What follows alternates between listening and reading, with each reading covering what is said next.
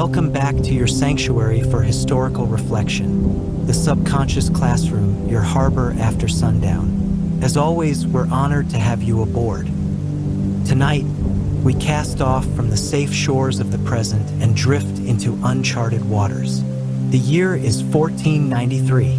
The age of exploration has begun to carve its mark into the bones of the world. You are not here, not in this moment. You are far out at sea, aboard a Portuguese or Spanish vessel, heading westward toward a world that no map dares yet to define. The sails groan in the wind, salt stings your lips, the stars overhead are strange, and the horizon holds both promise and peril. There are whispers of gold, of islands where rivers run sweet, of monsters, miracles, and lands beyond reason. But for now, there is only the sea. The endless, aching sea. Before we embark across this vast and perilous ocean, feel free to share what shores of history you'd like us to set our compass toward next. And if, and only if, this voyage moves you, consider liking or subscribing so we can keep charting these moonlit waters of time together. Now take a deep breath. Let the waves rock you gently. Let the old world slip beneath the keel and listen closely.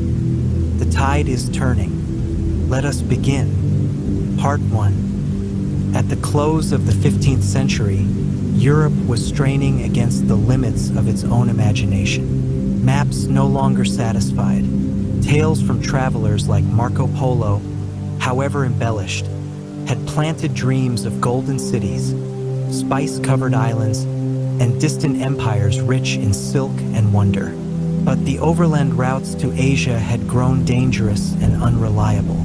The Ottoman Empire now dominated the eastern Mediterranean. Caravans faded, fortunes dwindled. The Catholic monarchs of Spain and the Crown of Portugal, newly emboldened by religious unity and military conquest, turned their gaze toward the sea. Thus began one of the most transformative and dangerous chapters in human history, the Age of Exploration. The year 1492 is remembered for a voyage that would reshape the world. Backed by the Spanish crown, a Genoese navigator sailed west in search of a new route to Asia and landed instead in what would later be called the Americas. That same year, Spain expelled its remaining Muslim rulers from Granada and issued a royal decree to expel its Jewish population. Religious purity, expansionism, and maritime ambition had merged into a single, unrelenting force. The ocean was no longer a boundary, it was a road. But the sailors who walked that road were not the men celebrated in royal courts or painted in oil. They were not noble, they were not well paid. Most were anonymous, forgotten by history, and often barely literate. They signed on in ports like Seville, Lisbon, and Palos de la Frontera, trading months or years of backbreaking, perilous labor for a meager wage, the promise of survival, and, rarely, wealth. The ships of the 1490s were marvels of efficiency, not comfort. Caravels and carracks, the workhorses of Iberian exploration, were cramped, noisy, and unstable. A typical caravel might carry 25 men and measure just 60 feet long. Storage space below deck was dominated by barrels of dried meat, hard biscuits, dried beans, and casks of wine or vinegar. There was no privacy. Men slept side by side, if at all.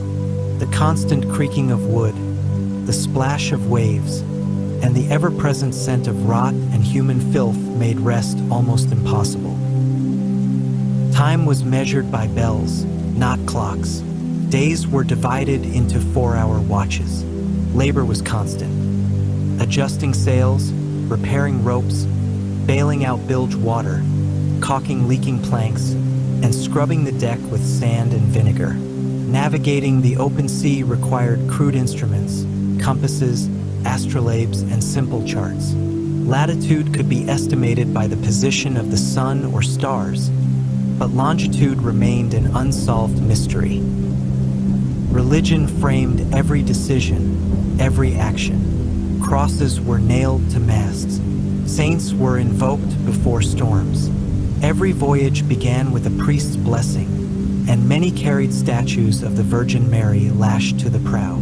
The sea was seen as a battleground between Christian courage and pagan chaos. Sailors prayed to Saint Elmo for protection, feared divine punishment for profanity or lust, and sometimes interpreted bad weather as a sign of heresy on board. Superstition was as strong as scripture. Whistling could summon storms. A black cat might mean death or fortune, depending on the port of origin. Seeing a phantom ship on the horizon was a sign of doom. Glowing lights atop the masts, now known as St. Elmo's Fire, terrified most crews. They called them ghost flames and argued whether they were signs of divine protection or a warning from beyond. Food shortages were constant. Water turned green after weeks in the barrel. The hard biscuits were ship's bread, often harbored worms. Scurvy, though not yet understood, haunted long voyages. Gums would rot, teeth fell out, old wounds reopened, legs swelled and turned purple.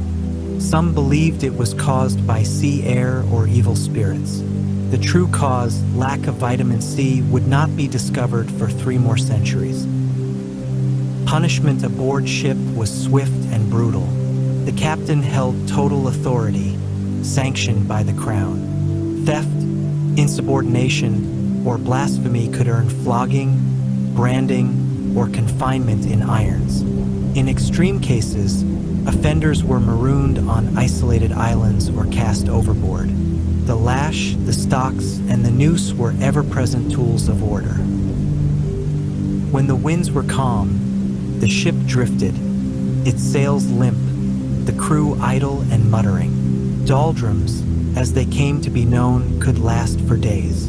Despair set in. Some believed the ship had been cursed. Others whispered of sirens or sea monsters.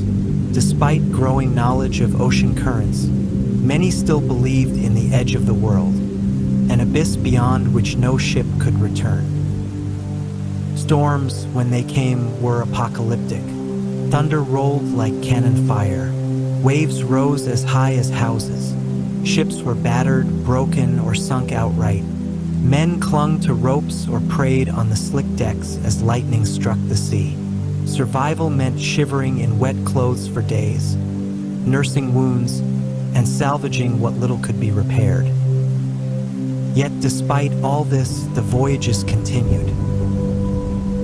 In 1493, a year after the first Atlantic crossing, a second fleet set sail, this time with 17 ships.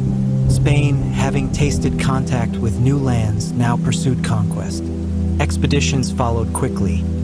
New islands, new coastlines, new names scribbled onto parchment. The Canary Islands became key supply stations. The Azores and Cape Verde archipelagos were charted and garrisoned. Coastal South America, though not yet fully understood, began to appear on maps under Spanish and Portuguese control. The Treaty of Tordesillas, signed in 1494 and endorsed by the Pope, divided the world into 2 spheres, Spanish to the west, Portuguese to the east. A line drawn through the Atlantic, invisible and imaginary, now determined imperial destiny. The consequences of that treaty would define global politics for centuries to come.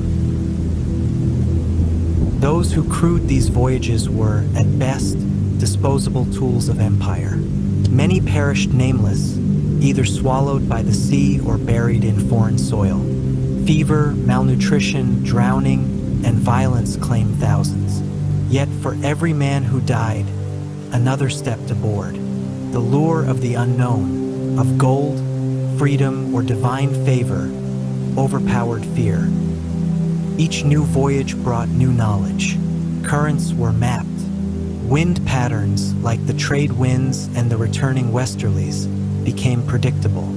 Portuguese sailors perfected the Volta do Mar, a sailing loop that used the winds to return from West Africa or the Caribbean. These techniques allowed for regular transatlantic crossings, shortening journey times and increasing reliability. The cultural mindset of the era cannot be separated from its brutality. Slavery was not just accepted, it was expanding. African captives were already being transported to the Iberian Peninsula and the Canary Islands. Indigenous peoples encountered in the Americas were quickly subjected to forced labor. The term natural slaves was used by some European theologians to justify domination. The hunger for wealth was intertwined with a belief in spiritual supremacy. Yet there were moments of awe.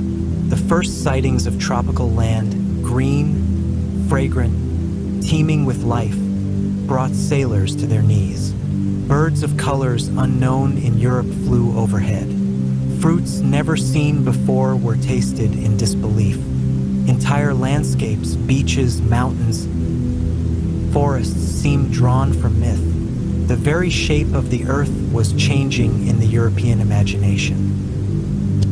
And through it all, the sea remained indifferent. It offered no promise, no mercy.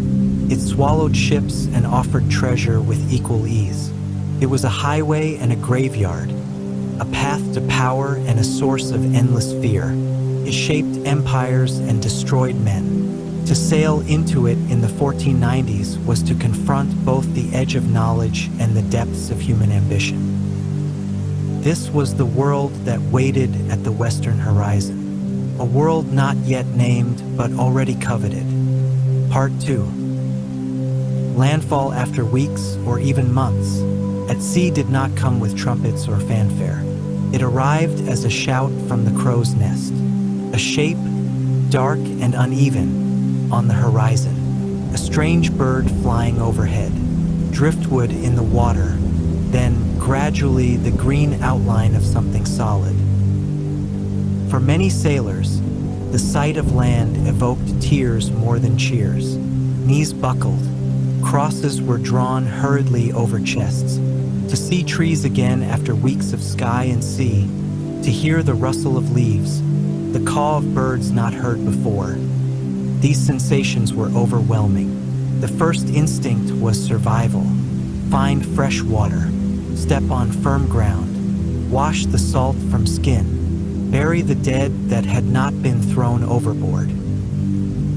What lay before them was not Asia, though many captains refused to admit it.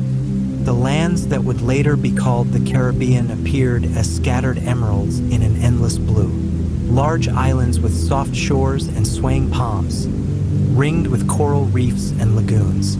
Their names would slowly be added to the European imagination: San Salvador, Cuba, Hispaniola, and eventually farther shores like Trinidad and the coastlines of South America.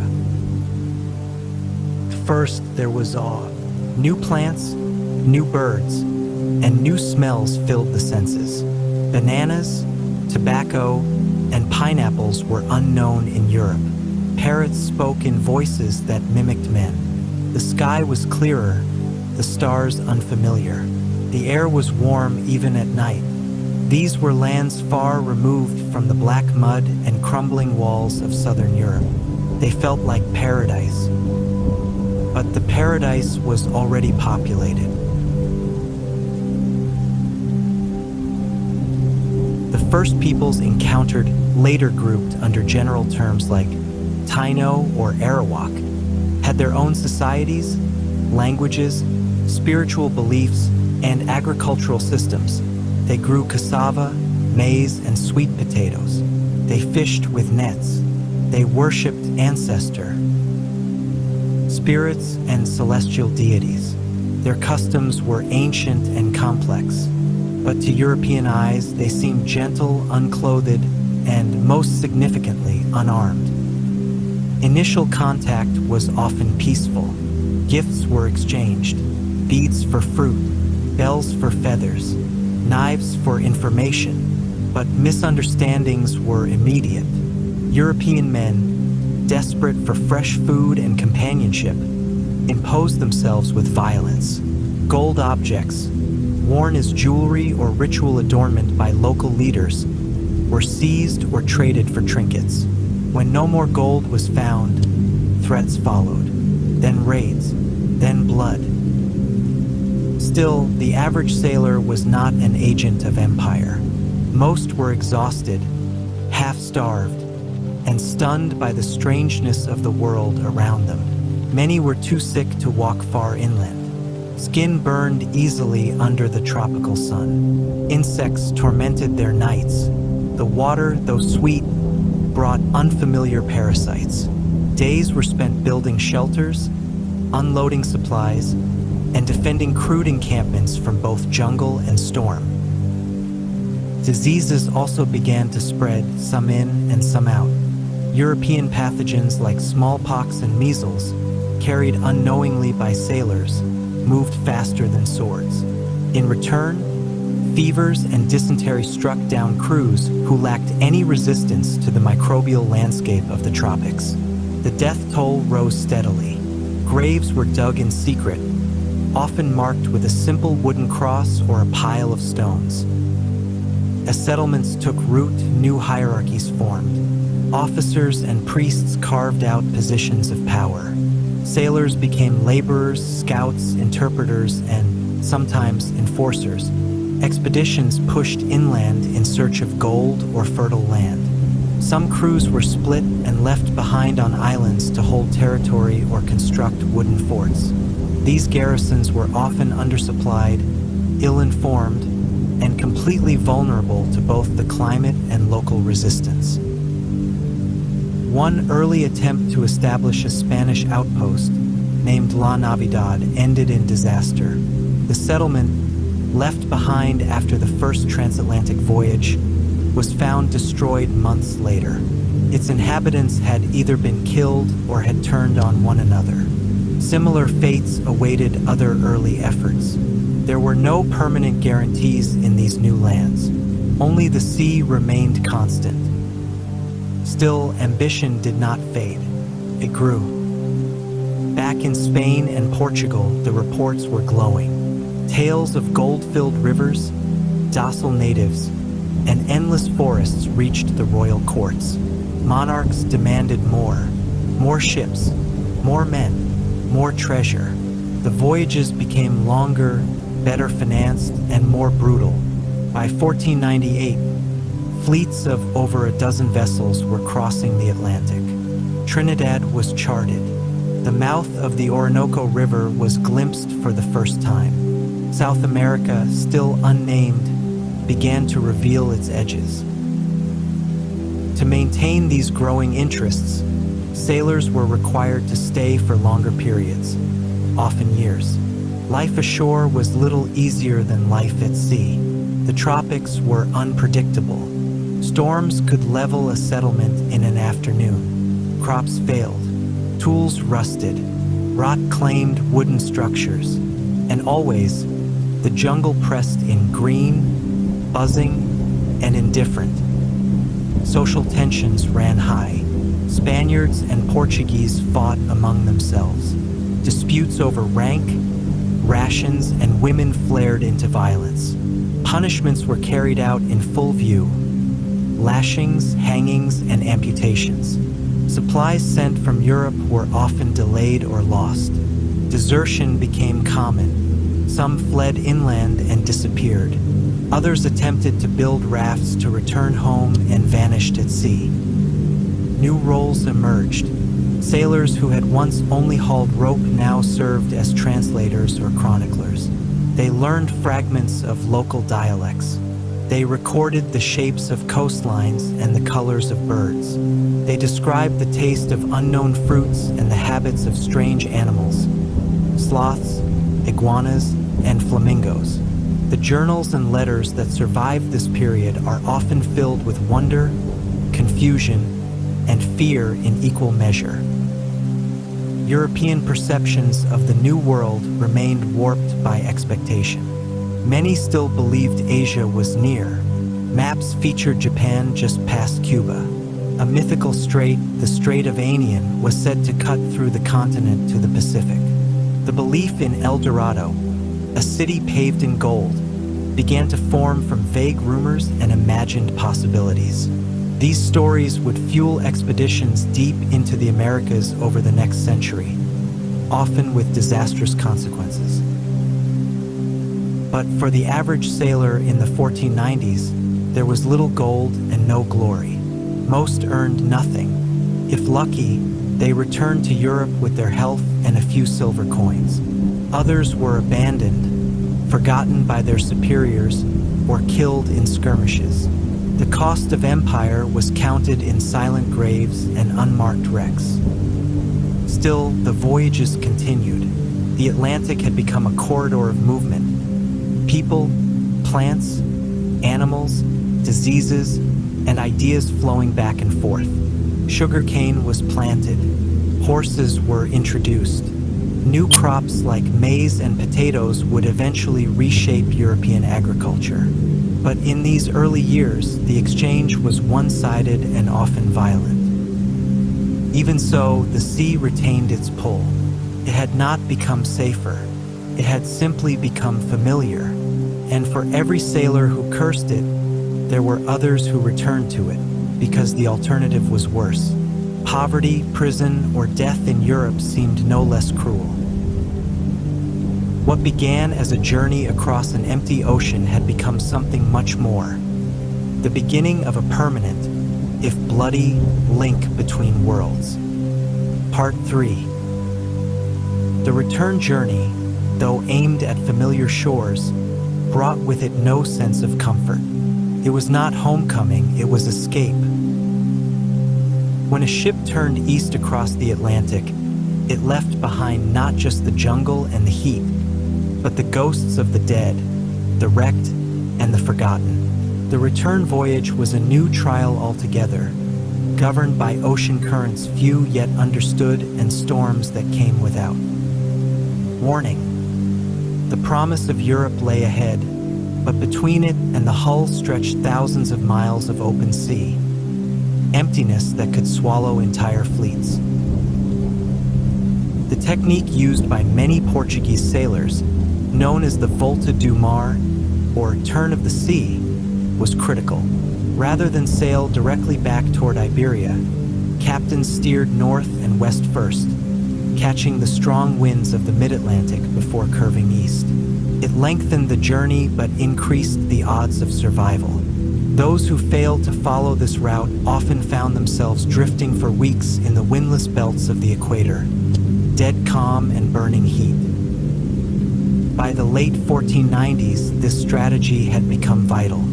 A voyage that began with landfall in Hispaniola or Trinidad might return via the Azores, where sailors could resupply with fresh bread, cheese, and wine, if they made it. Some ships attempted to bypass these islands, sailing directly to Lisbon or Seville. Many disappeared along the way. For every ship that returned to port with its sails intact and hull full of exotic goods, another never arrived at all. The mental toll was staggering. Men went mad from thirst and hunger. Salt rations caused swelling and ulcers. Those with scurvy suffered from bleeding gums, tooth loss, and blackened limbs. Some hallucinated, others wept openly. Even veterans, hardened by years at sea, would whisper prayers beneath their breath, certain that the ocean itself was watching. To return alive was not a given. It was a miracle. The nature of sailors began to change during this period. What had once been a local occupation, fishermen, traders, oarsmen, was becoming something global. A new maritime culture emerged. Hard, suspicious, fiercely superstitious. These men no longer feared the sea in a simple way. They understood it as both ally and executioner. They carried its rhythms in their bones. Their songs reflected it. Long, mournful laments, sung in rough harmony as sails were raised and anchors pulled. Sailors developed their own language. Port and starboard, knots and fathoms, stays and spars. Tools and techniques were passed down orally, not in books. Navigation became instinctive. Sunlight, wind smell, the color of the water. These were signals, just as meaningful as any chart. The sea trained them, reshaped them. They aged fast. A man of 25 might have gray in his beard and eyes hollowed by wind and sun. And when they returned, if they returned, they did not come back as they left. Europe was changing around them.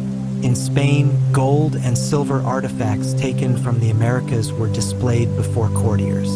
Small trinkets, nose rings, and decorative discs melted down and stamped into coins. In Lisbon, spice caravans now arrived not only from the east coast of Africa, but increasingly from ships that had made the loop around the world's winds. The promise of sea power had become real. The crowns of Europe, especially the Catholic monarchs, now saw the Atlantic not as a barrier but as a border to be pushed outward. The ships themselves were evolving. By the end of the decade, the simple caravel was being replaced by larger, more complex carracks and naos. These had higher sterns, better storage, and improved steering. Artillery was added. Cannons mounted on swivels lined the decks. The ocean had become a battlefield in waiting. But it was not just the ships or their weaponry that changed. Bureaucracy emerged. Naval registries, cargo manifests, and crew contracts became standard. Crown-appointed officials were placed at ports to ensure that the proper taxes were collected, especially the quinto real, or royal fifth, a mandatory 20% of all goods brought back from the New World. The Spanish Casa de Contratación, or House of Trade, was established in Seville in 1503 to monitor and regulate all colonial commerce. Even before this, the systems were forming. Empire required order, and order required paperwork. These structures often left the sailor behind. A man who had spent months wrestling with ropes and illness might return to find his promised pay reduced, withheld, or gone. Wages were low to begin with. Compensation often came in the form of food, clothing, or cheap tools.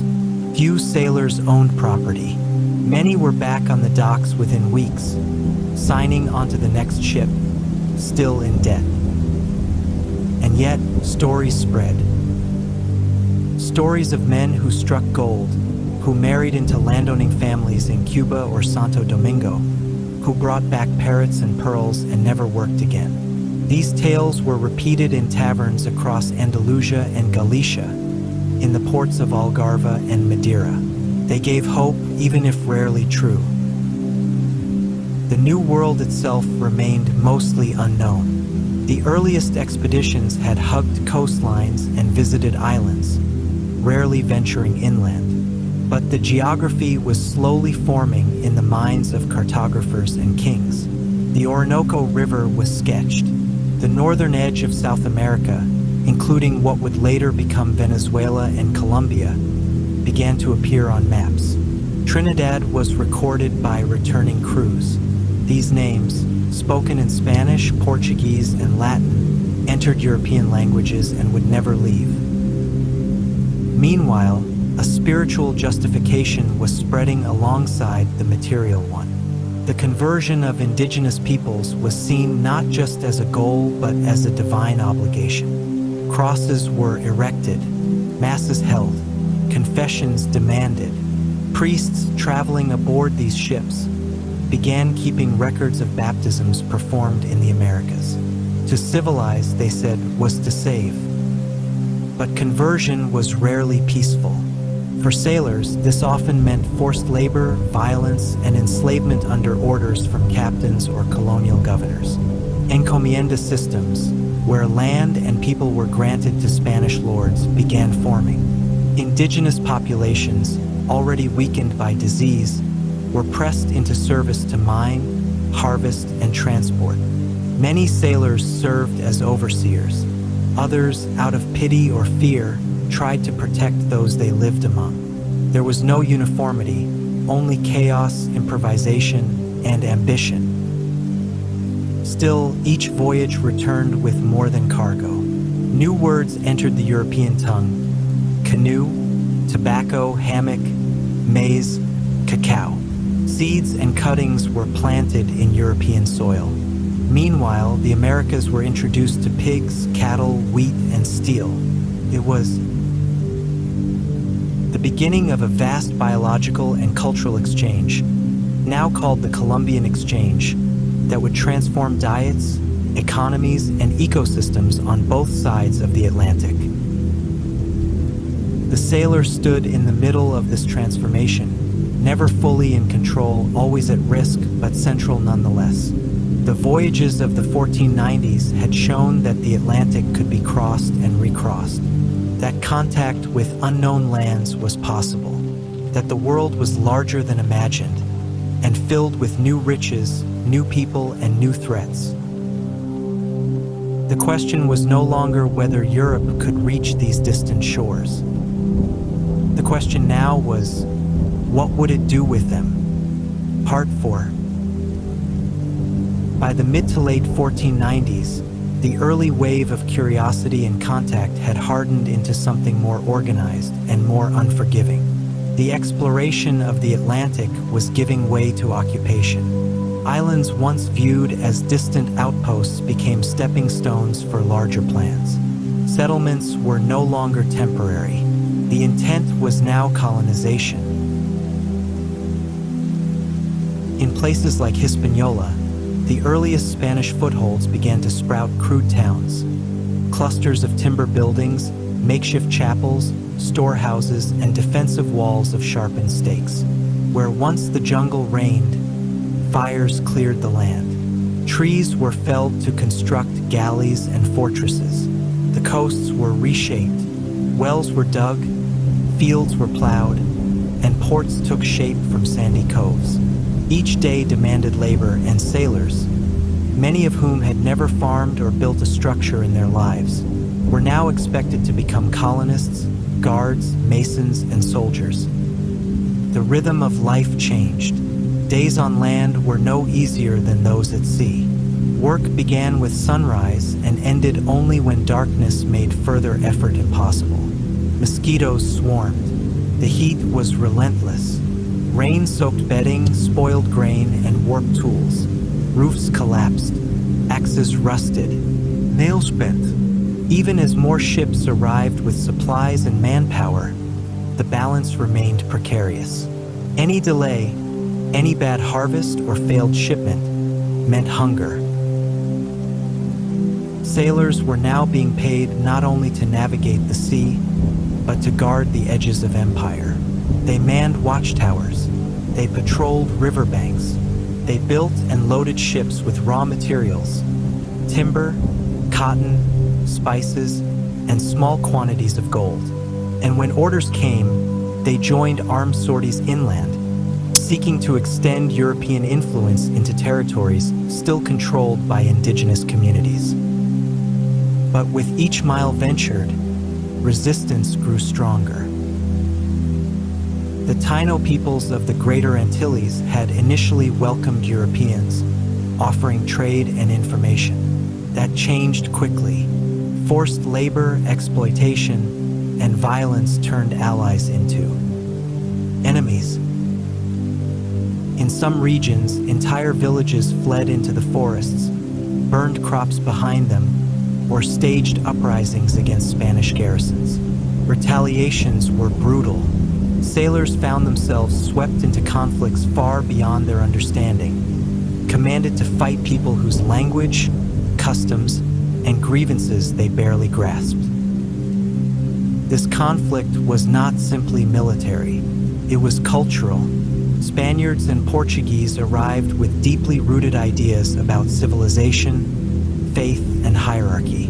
Indigenous systems of governance, spirituality, and land use were incomprehensible to them and thus dismissed.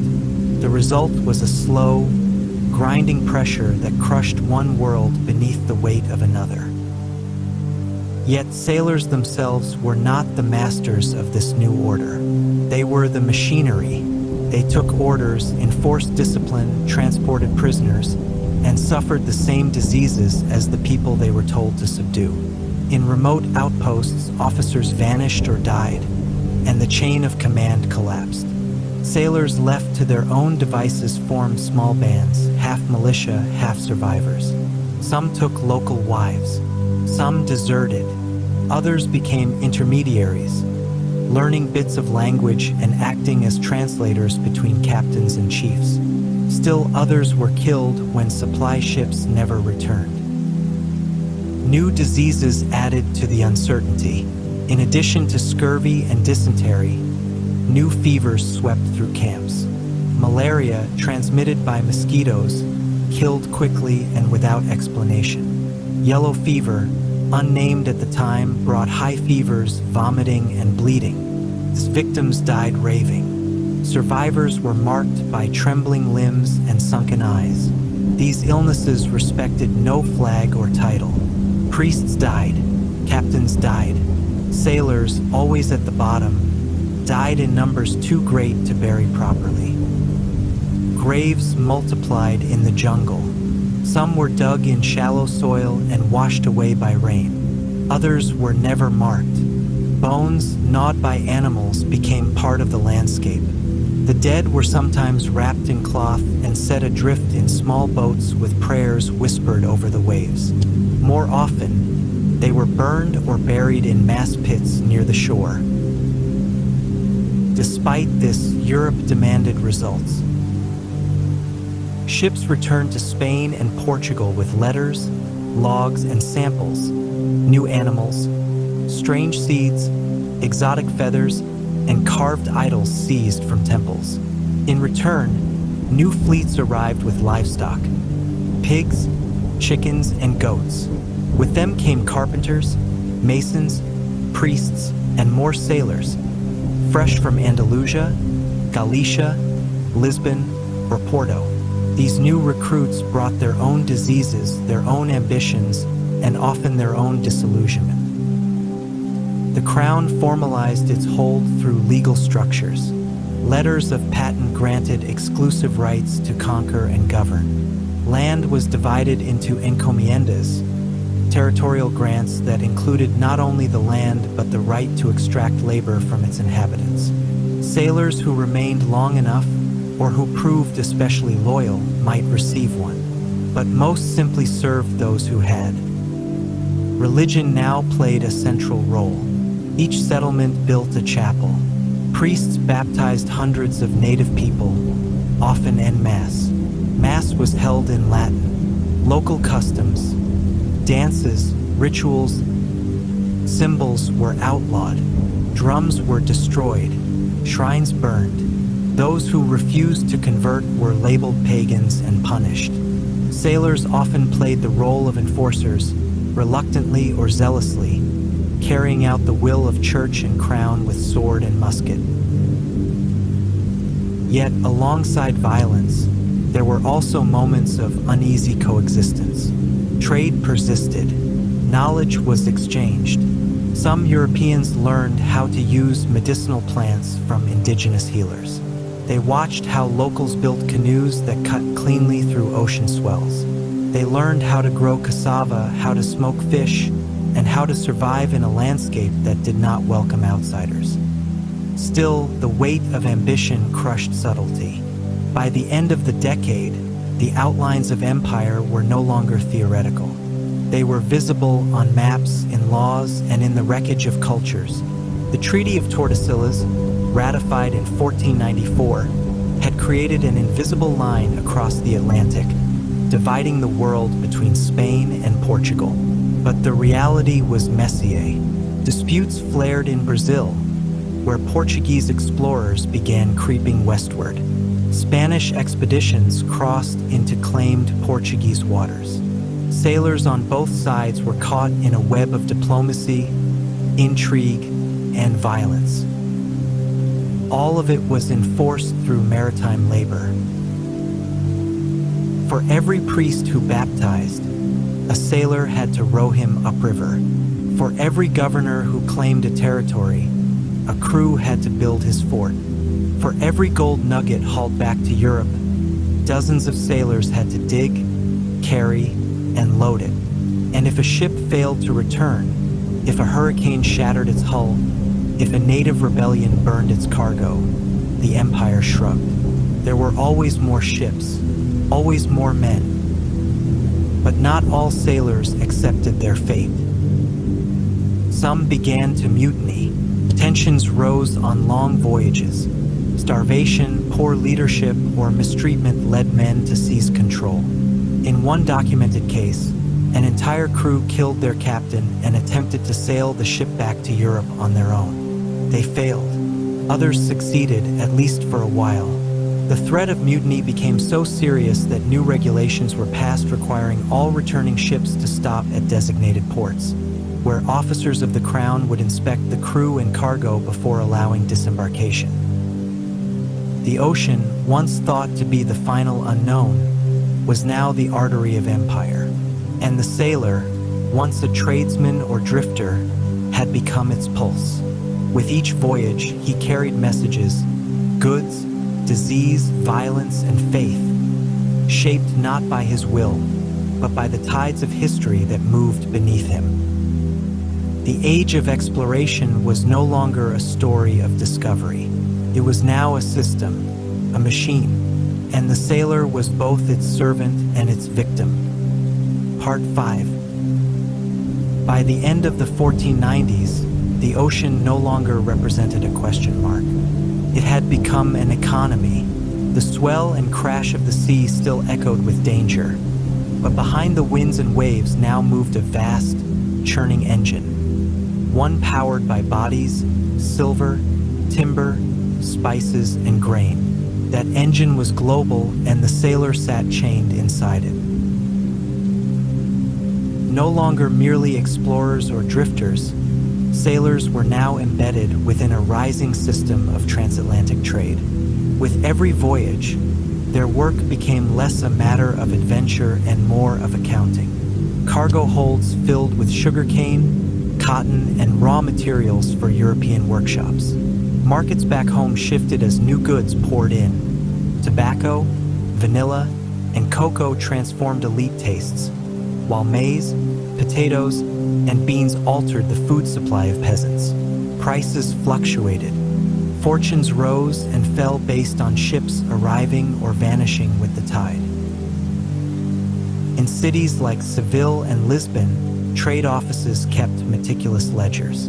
Officials tracked which ships had left port, which had returned, what goods were aboard, and what taxes were owed. The quinto real, the royal fifth, was ruthlessly enforced. No cargo could be unloaded until inspectors had certified it.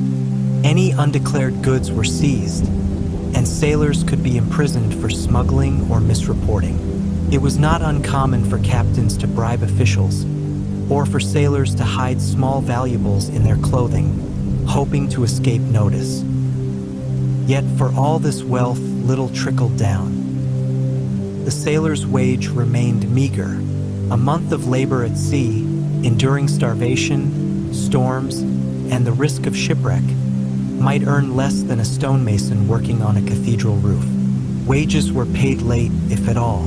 Some sailors were promised shares of the cargo, only to find, upon return, that the profits had vanished into the hands of merchants, crown officers, or corrupt superiors. It was a constant game of survival, not only against nature and distance, but against the systems meant to reward them. To make matters worse, the environment itself began to change. On islands like Hispaniola and Puerto Rico, forests were stripped to build ships, homes, and palisades.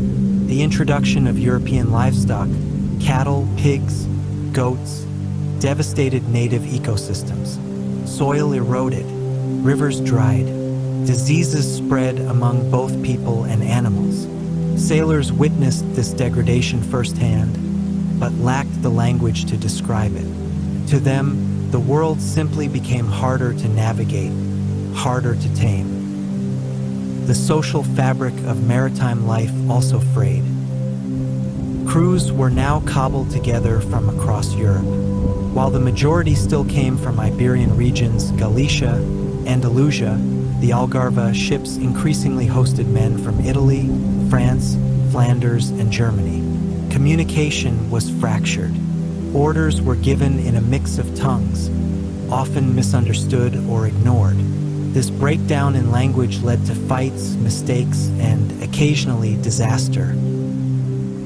Violence became embedded into daily structure. Floggings occurred in public, often at the mainmast. Fights were common, especially over food, women, or stolen rations. Knives were hidden in boots. Men slept with one eye open, and the threat of mutiny never vanished, especially during long, unprofitable voyages where morale decayed like salted fish in the hold. Even time aboard ship was being redefined. Sailors no longer moved in local rhythms. Instead, their days were governed by bells, tides, and watch shifts. A day at sea was carved into segments, 4-hour watches rotating through night and day. Meals, prayers, and chores fit between those cycles. The sun became both a navigational tool and a clock. Noon was marked by the overhead zenith, used to calculate latitude with the quadrant or the cross staff. But as ships ventured farther west and south, the stars began to shift. Constellations unfamiliar to European eyes took their place overhead. The Southern Cross replaced Polaris. Navigation had to adapt. Culturally, sailors were also reshaped by what they encountered. Many became the first Europeans to eat maize or sea rubber. Some adopted local practices. Smoking tobacco, for instance, spread rapidly among seamen and became a symbol of both defiance and worldliness. Others tattooed their arms with symbols picked up from coastal tribes, charms believed to ward off drowning or disease. These signs of cultural blending were rarely accepted by the authorities, but they spread nonetheless.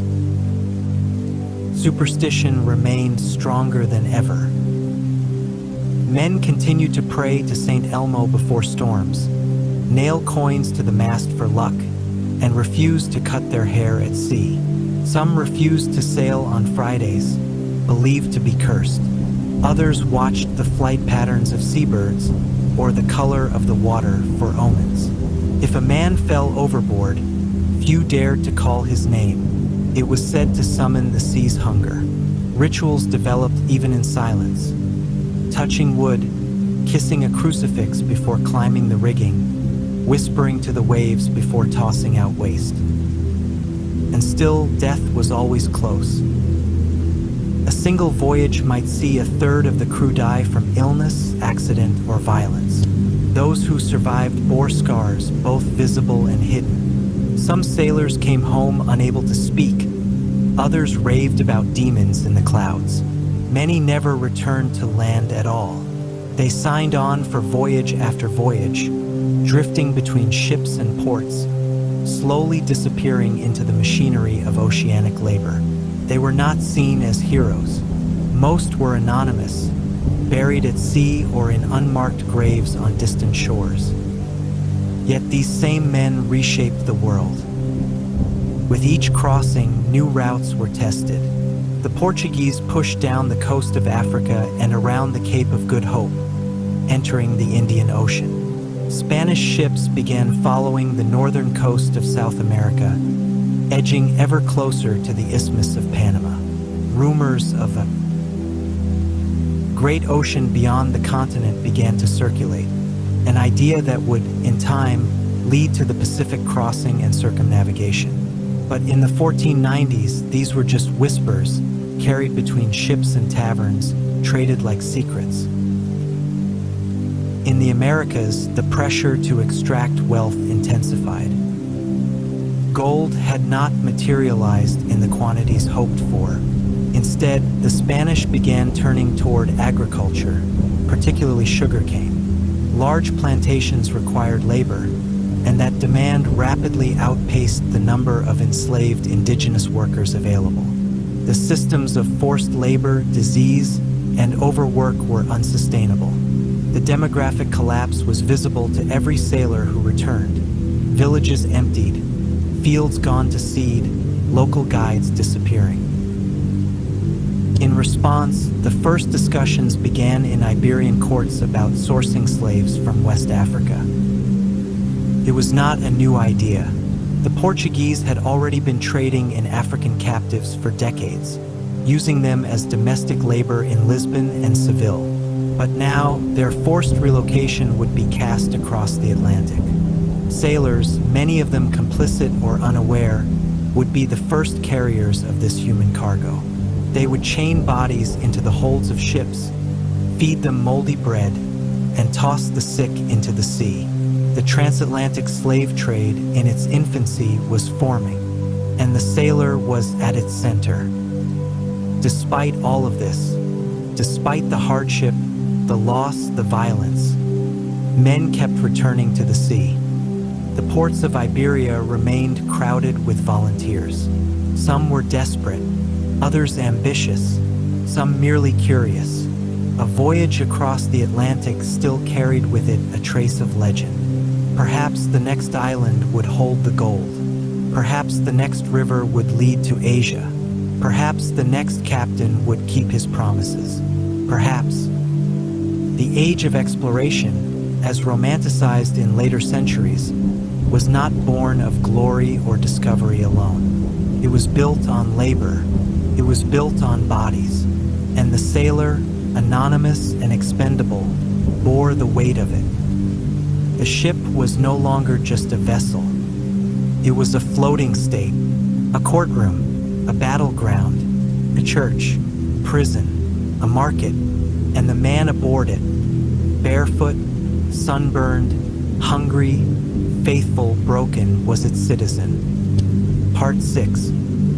By the final years of the 15th century, the sailor was no longer merely a laborer or explorer.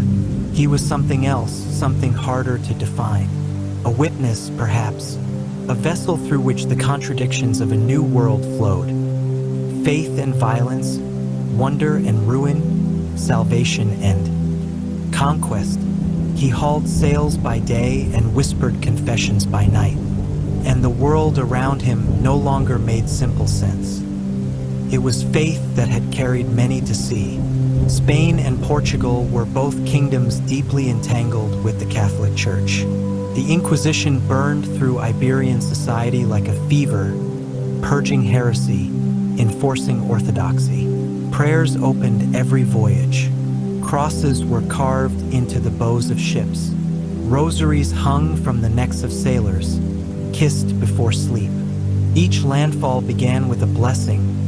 Each new island was claimed not only in the name of king and queen, but of Christ himself. But faith at sea was always a fragile thing. The ocean defied scripture. It swallowed saints and sinners alike. Storms shattered even the most devout ships. Lightning struck chapels. Hulls filled with water beneath icons of the Virgin Mary. When a man lay dying of scurvy, his lips split and gums rotted, no priest could offer real relief. When fevers took hold in the jungle, no relic could turn them back. Death did not discriminate, and the longer a man lived in these conditions, the more his understanding of God began to bend.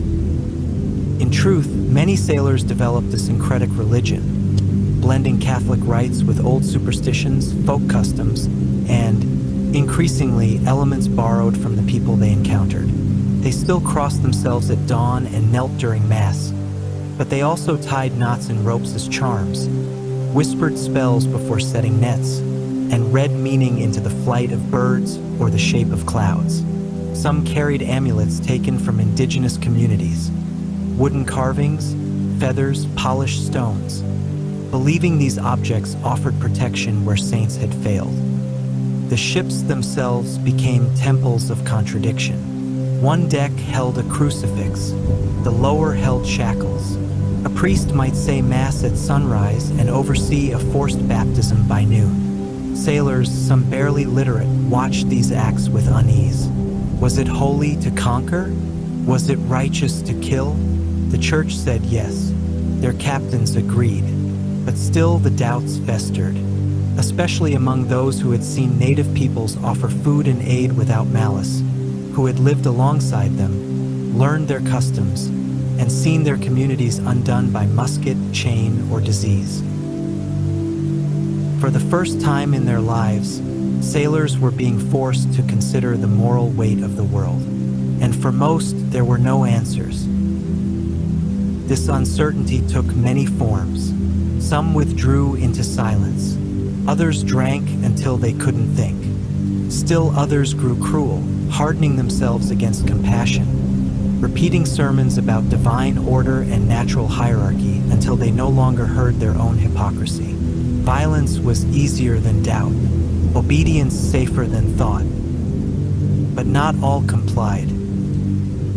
A few sailors, especially those who had lived in the colonies for extended periods, began to reject the strict dichotomies of Europe.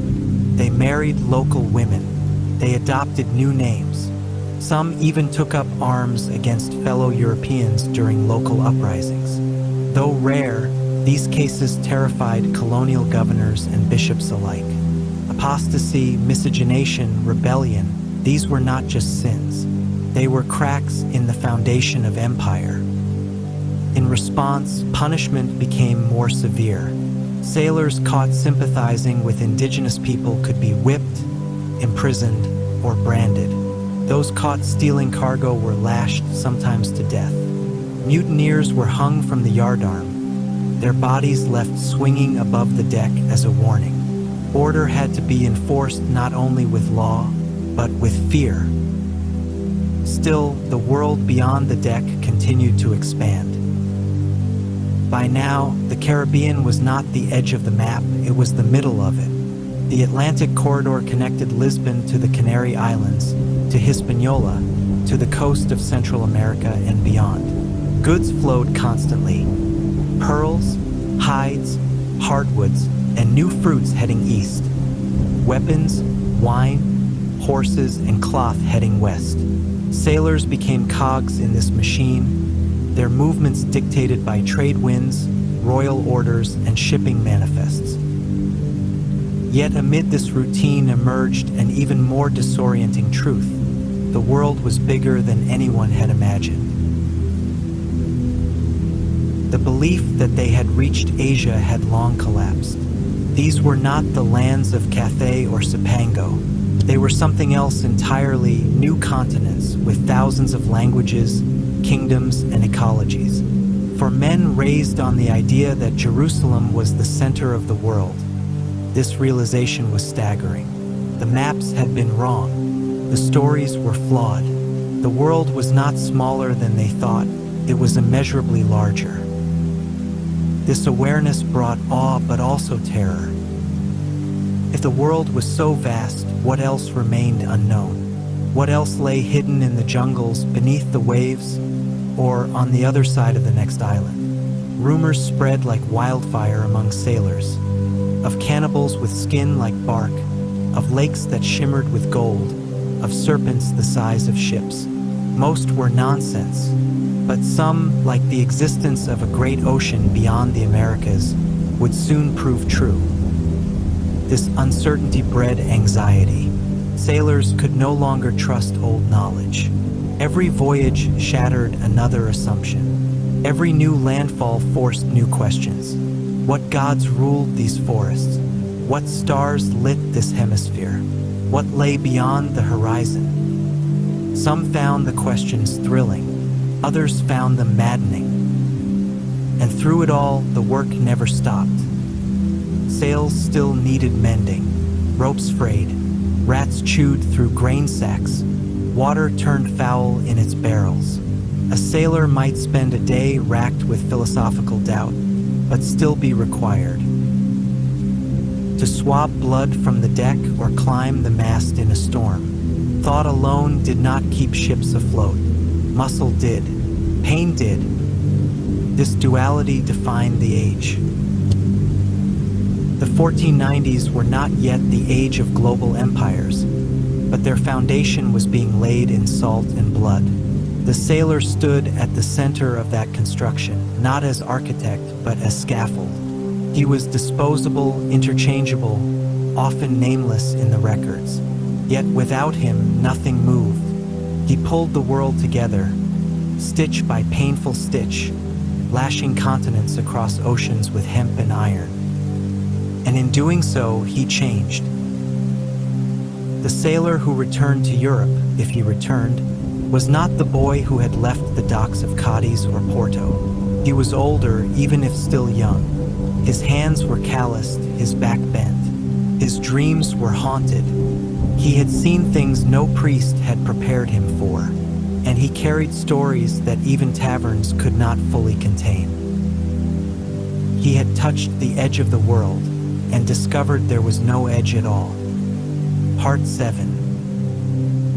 As the final years of the 15th century gave way to the dawn of the 16th, the world had already changed, permanently, profoundly, and often invisibly. Ports like Seville and Lisbon no longer buzzed with rumors of possible lands. They pulsed with the logistics of empire. Ledgers were thicker, shipyards fuller.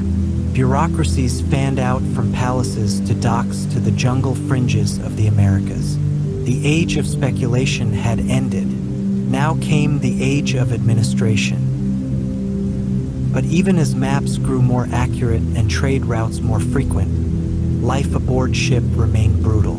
The sailor, the one who built these connections and bore their weight, remained the same. Overworked, underpaid, nameless, and often forgotten.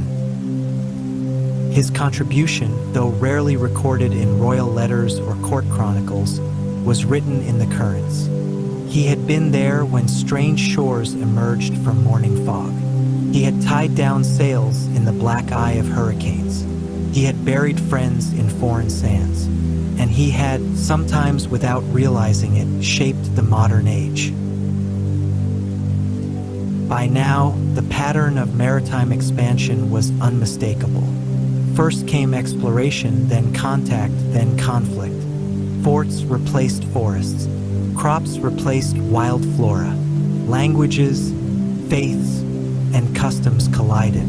The Columbian Exchange, so named centuries later, was already in motion. European wheat, barley, and sugarcane now grew in American soil. Horses and cattle thundered across Caribbean plains. In return, Europe consumed maize, cacao, tomatoes, chili peppers, and tobacco. Diseases moved in both directions, but not equally. Smallpox, measles, and typhus decimated indigenous communities, while the European body adapted to new world foods and climates. It was the sailor who physically carried this exchange. He hauled the crates of seeds, the cages of pigs, the sacks of beans. He watched the effects without fully grasping their scope. He did not know he was changing the biological fate of continents. He only knew the work was endless. Yet it wasn't just the physical world that was changing. Concepts of space, distance, and time were unraveling and reforming. For the first time, it was possible to imagine the planet as a connected whole. This global consciousness, still hazy in the 1490s, would sharpen over the next century. But the first men to feel its tug were the sailors, those who watched constellations shift and coastlines curve away beneath their feet. The Earth was no longer a patchwork of isolated kingdoms. It was a system, fast, living, interdependent. The sailor stood on the edge of that realization, unable to fully articulate it, but immersed in it just the same. His ship was no longer a temporary vessel. It was now part of a circulatory network, pumping goods, people, and ideas between Europe, Africa, and the Americas. The Atlantic was a highway, not a horizon. And every journey, no matter how perilous, was a stitch in the tapestry of globalization. Back home, most people could not comprehend this scale.